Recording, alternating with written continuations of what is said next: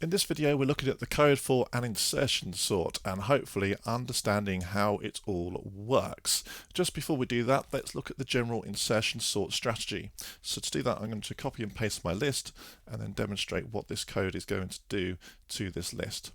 But what we do is we take the first item as being sorted and then we work through the others and insert them or move them, which essentially means moving them to the left until they are in order.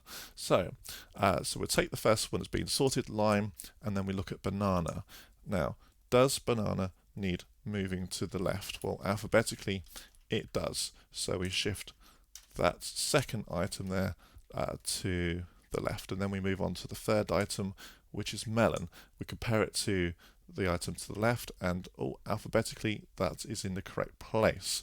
And then we move on to the next one, apple. So apple, obviously looking at this, we compare it to melon, it still needs moving, lime still needs moving, banana, and we move it there. And then we look at the next item in the list, which would then be lemon, and then we're moving to that to the left, so we compare it to melon, well, it's less than melon, compare it to lime, less than lime. We look at banana, and it's not less than banana, so lemon would end up there.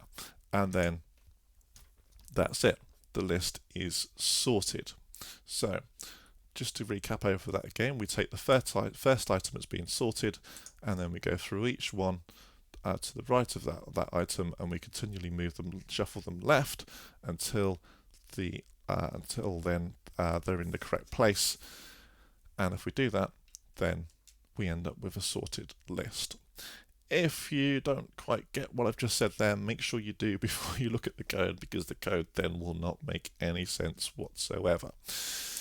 So let's see, how does this code do that? So, like my previous videos, we're going to run this one line at a time. This is written in VBA, which is the closest to pseudocode that you're probably going to get. So if you've seen this written in pseudocode, then hopefully this will make some sense. Let's go then. So fruits, this is our list of fruits which we're going to set, and we've got two loops here, an outer loop and an inner loop. And this outer loop we're going to count from item 1 to this item here. So we start off with this one, shuffle that into place, then this one, shuffle that into place, this one, shuffle that into place, and then this one, shuffle that into place.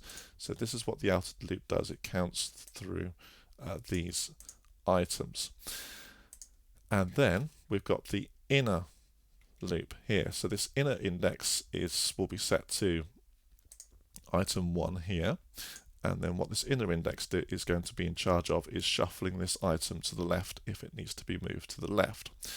So whilst this is more than or equal to 1, because there's no point in trying to shuffle this item here to the left, then we are also going to check to see if this item here, banana, is less than the item to the left of it, lime. And if it is, then we're going to swap them over. Now, hopefully you've already looked at the video on a bubble sort, so you'll understand how two items in a list can be swapped over through using a temporary variable. So now we've looked at that one, we now see if we need to move it left any further. And in this case we don't, so inner index is now equal to 0 because well, obviously we continue moving it to the left, and if it's 0, when we can't move it any further to the left. And then we go again. So outer index is now 2. So if we look at this list down here, melon, we're going to shuffle this one into order. So inner index starts off as being 2, and then so now we're going to compare this one with lime and see if it needs moving. It doesn't, so we set inner index to 0. So straight away that means, well, that melon's in the right place because we've now set that to 0. And so on. And so this strategy continues. So essentially what we're doing is we're shuffling these items into left until they're in the right place. And as I step through this, you should be able to see how the list at the bottom of your screen changes as the items are shuffled left into the list, or in this case they're moving up into the right place. And now it's sorted. If I run this again, okay, but this time just keep an eye on this list at the bottom of your screen and you'll see what's going on. So this is an unordered list. So we start off with banana, and you can see bananas moved up. Then we look at lime, lime's in the right place. Then we look at melon, and then you can see apple there just shifting into the right place. And then we can see lemon shifting into the right place as well. And then that's it. The list is now sorted.